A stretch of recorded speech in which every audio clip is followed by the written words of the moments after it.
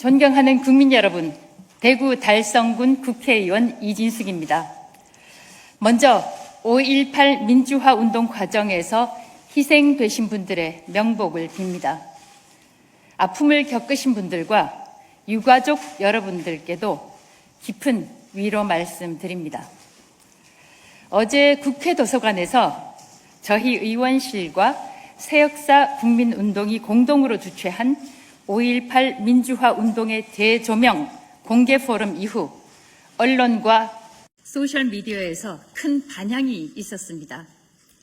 그 가운데는 물론 긍정적인 것도 있었지만 부정적인 반응도 있었습니다.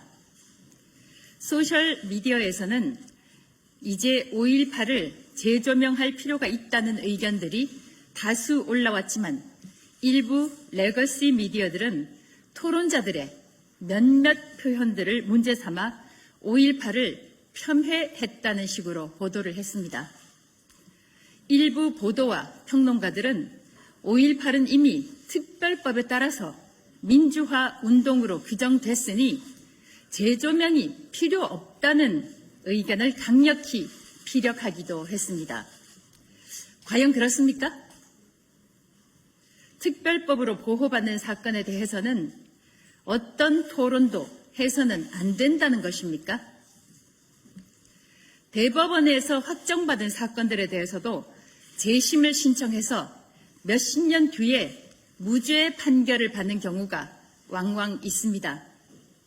새로운 증거가 발견되거나 증인이 나올 경우에 판결이 달라지는 것은 당연한 일입니다. 한 예로 납북 귀환 어부들, 간첩 누명을 쓰고 옥살이를 했던 이동근, 김호섭 씨의 경우 유족들이 재심을 신청해서 무죄 선고가 나오기도 했습니다. 5.18의 경우도 마찬가지입니다. 한동안 비밀로 묶여있던 비밀 자료들이 뒤늦게 공개되기도 하고 묻혀있던 자료가 발견되기도 합니다.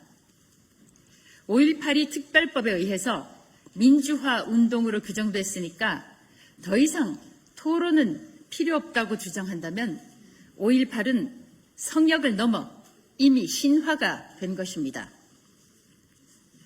5.18은 대한민국의 현대사입니다.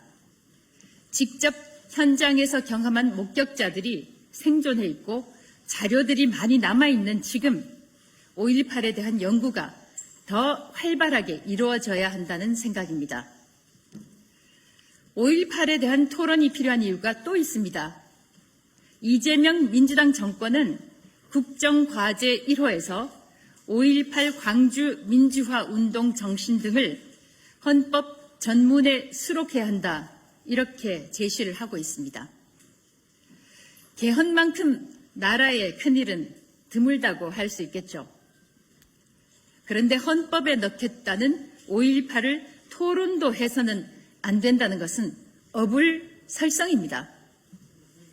오히려 5.18 발발 46년이 지난 지금 5.18을 직접 겪지 못한 청년 세대, 청소년 세대들을 위해서라도 5.18을 설명하고 의미를 되새기는 토론회가 필수적이라고 저는 생각합니다. 어제 토론회에서 저는 분명히 밝혔습니다. 이번 토론회는 결론을 정해놓고 확인하는 자리가 아니다. 기존의 통념과 다른 주장이 나올 수도 있다. 불편한 질문이 나올 수도 있다. 그래도 학술적으로 접근하는 길은 열려 있어야 한다라고 말입니다. 그러나 학술 토론회에서 나온 발언들을 가지고 민주당은 당 차원에서 저 이진숙을 징계해야 한다, 제명해야 한다, 사퇴하라는 피켓팅을 했습니다. 전당대회라는 중요한 일정 중에 당대표 후보가 모두 참석했고 100여 명으로 보이는 의원들이 이진숙이라는 의원 한 명을 향해 비난을 쏟아냈습니다. 헌법 전문에 싣겠다는 5.18을 두고 토론회를 열지 말라는 것입니까? 아니면 5.18은 민주당의 전유물이니 민주당 외는 건드리지 말라는 것입니까?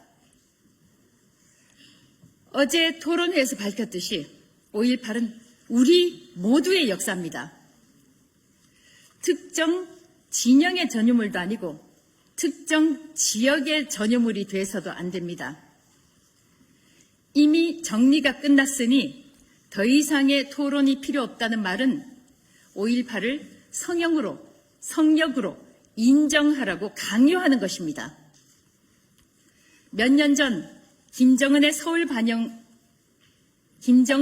서울 방문을 환영하는 모임이 서울 한복판 광화문에서 열렸을 때 어제 5.18 학술 토론회만큼 비판을 받았나?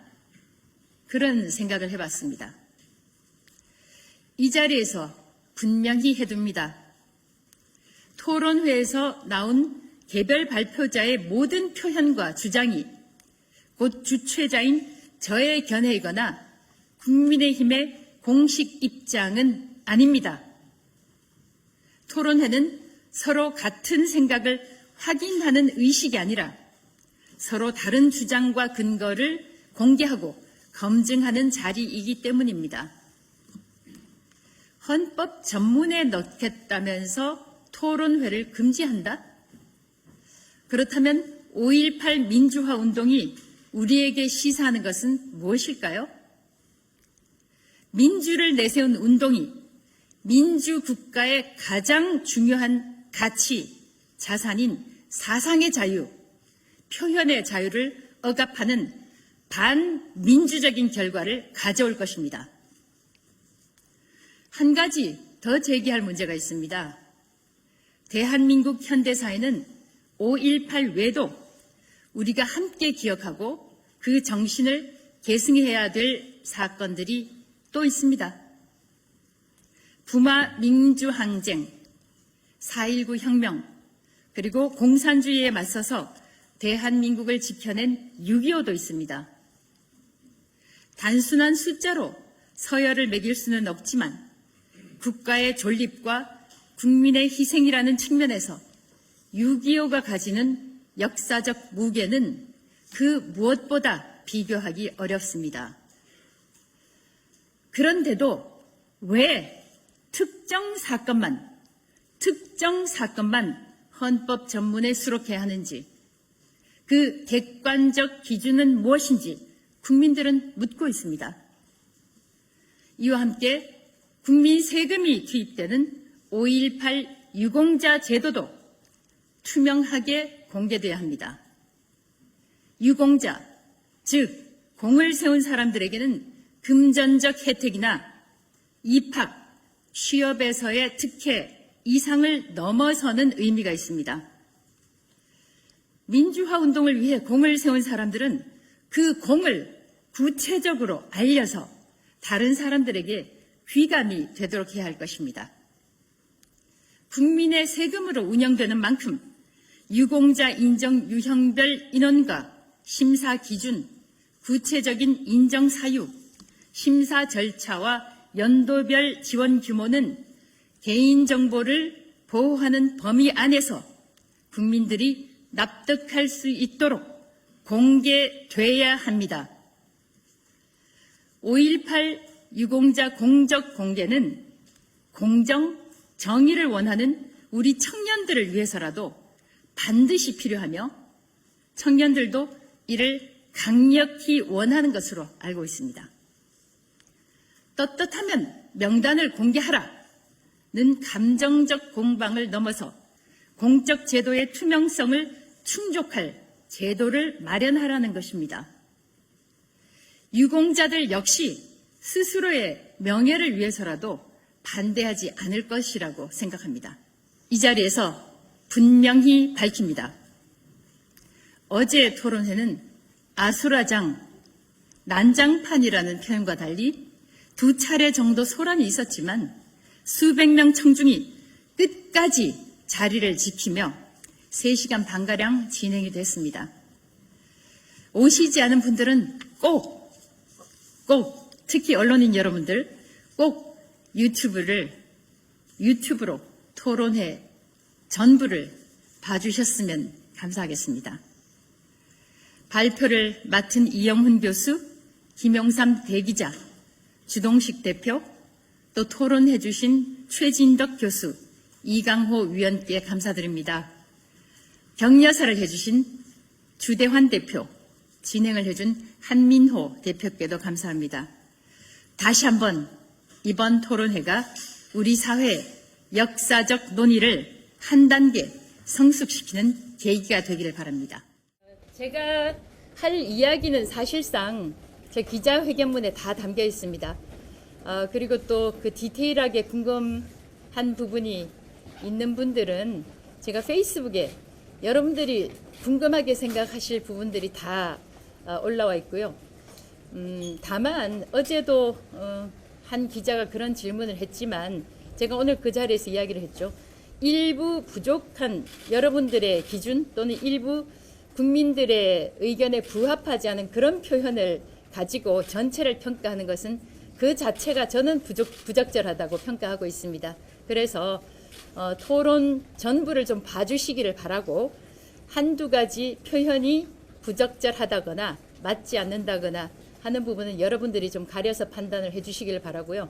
또 회견문에서도 밝혔지만 제가 흔히 국회를 민의의 전당이라고 하지 않습니까? 뭐 어떤 기사를 보니까 여기가 장소 대여하는 곳이 국회의원이냐, 대여하는 사람이 국회의원이냐 이렇게 말씀을 하시던데, 예, 장소 대여하는 것도, 장소를 국민들께 빌려드리는 것도 국회의원의 여러 가지 권한과 의무 가운데 하나라고 생각합니다.